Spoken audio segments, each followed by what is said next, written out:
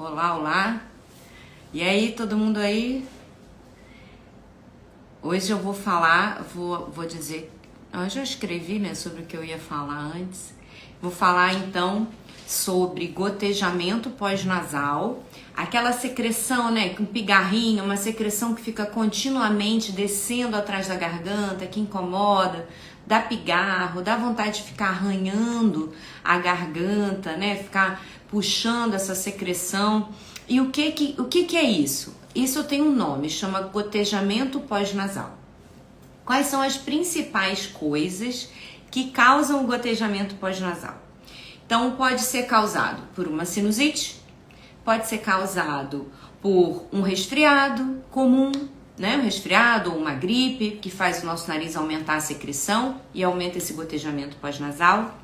Pode ser por refluxo, quem tem refluxo do ácido do estômago, esse refluxo ele pode subir tanto que vai fazer estimular a produção de muco pelo nariz.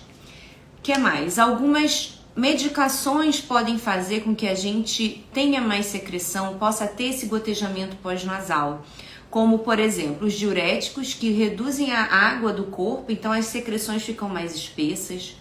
Algumas outras medicações como antihipertensivos, antidepressivos, anticoncepcionais, eles podem alterar também a produção de muco pelo corpo. Algumas outras coisas, por exemplo, situações da vida que causam modificações hormonais, como gravidez, menopausa ou mesmo período menstrual nas mulheres, isso pode alterar a produção de muco. Deixa eu olhar aqui na minha cola, que se tá faltando alguma coisa. Ah, sim, claro, alterações no tempo. Tempo muito frio ou que tenha muitos irritantes, muito pó, muita fumaça, isso pode aumentar a produção de muco e causar esse gotejamento posterior. Uma outra causa importante em crianças, quando a criança começa a ter um gotejamento ou um escorrimento do nariz, especialmente se for de um lado só, isso pode indicar corpo estranho no nariz. Então, nas crianças, criança com nariz que escorre de um lado só, ou com uma secreção com cheiro ruim, ou mesmo que fica tossindo, isso pode ser um corpo estranho, alguma coisa que a criança colocou no nariz.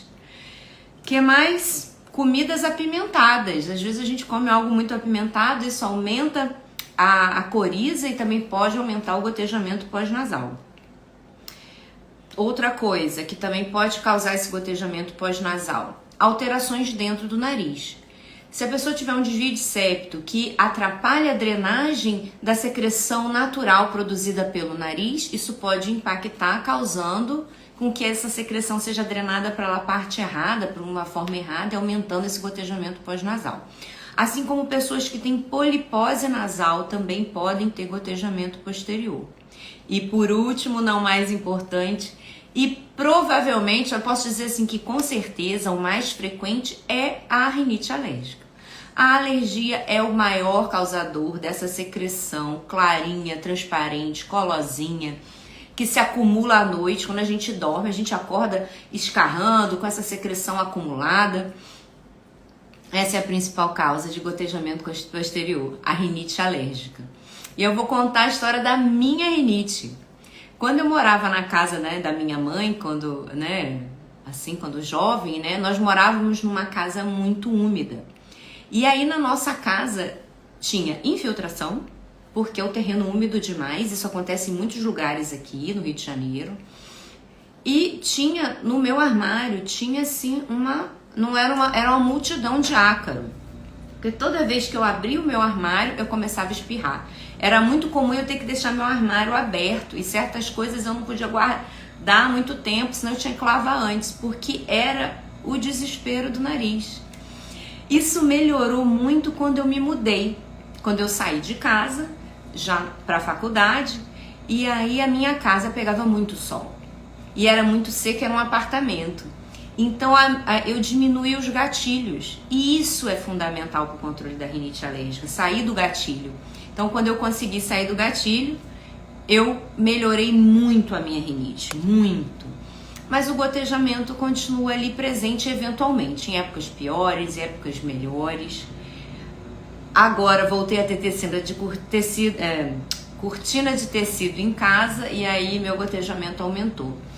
E aí o que foi assim algo diferencial na minha rinite foi começar a fazer a imunoterapia, a vacina de rinite. Para mim e para muitos dos meus pacientes, ele realmente é um divisor de águas. E antigamente a gente achava que a vacina de rinite tinha que ser aquela vacina injetável, de injeção, e não. Hoje, as vacinas sublinguais, são gotinhas que a gente pinga na boca, elas têm um resultado exatamente igual, às vezes até superior à vacina injetável, sendo que ela é muito mais segura. A chance de anafilaxia com a gotinha sublingual é quase nula, já com a injetável há um risco já considerável, tanto que só se deve fazer injetável no consultório médico.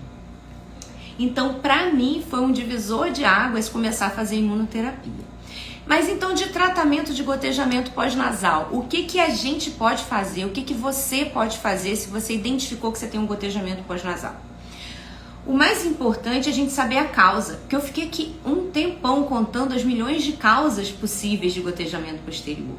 Então, o ideal é que você vá no otorrino da sua confiança para que possa determinar a causa do seu gotejamento e fazer o tratamento específico. Mas enquanto você não vai, o que você pode fazer? Tudo que muitas pessoas já falaram aí nos stories, né? Hidratação é fundamental, você se hidratar melhor para que esse muco fique mais fluido, mais fino, possa sair mais fácil das cavidades nasais. Hidratação é fundamental. Lavar o nariz, falaram também. Lavar o nariz é fundamental, porque a gente consegue tirar o que está grudado, porque o que incomoda é aquela sensação daquela secreção grudada, agarrada atrás da garganta. Quando você lava o seu nariz, você consegue remover mecanicamente. Isso dá muito alívio. E evita disso acumular, porque enquanto ela está escorrendo pelo nariz, você lava, então ela nem se acumula. Lavar o nariz é fundamental. Alimentação saudável. Também falaram, melhorar, diminuir alimentos inflamatórios, ter uma alimentação saudável. E não precisa ser cara a alimentação saudável. É comer legumes, frutas, verduras, comer mais coisa que você faz em casa e desembala menos, né? Menos industrializado, menos comida feita fora, diminuir a quantidade de óleo vegetal, né? Óleo de soja, canola, que são óleos mais inflamatórios. Preferir cozinhar com gordura natural, gordura animal mesmo. Gordura saturada, já caiu isso, que gordura saturada faz mal à saúde, não pode comer nada. A gente não deve comer em excesso gordura nenhuma. Nem o azeite, que é uma gordura excelente, a gente deve comer em excesso. Isso não significa que a gente não possa comer a gordura animal em pequena quantidade, que ela vai sim fazer bem para o nosso organismo. Então, evitar óleo de soja, canola, esses óleos aí que são bastante inflamatórios, se alimentar de maneira mais saudável.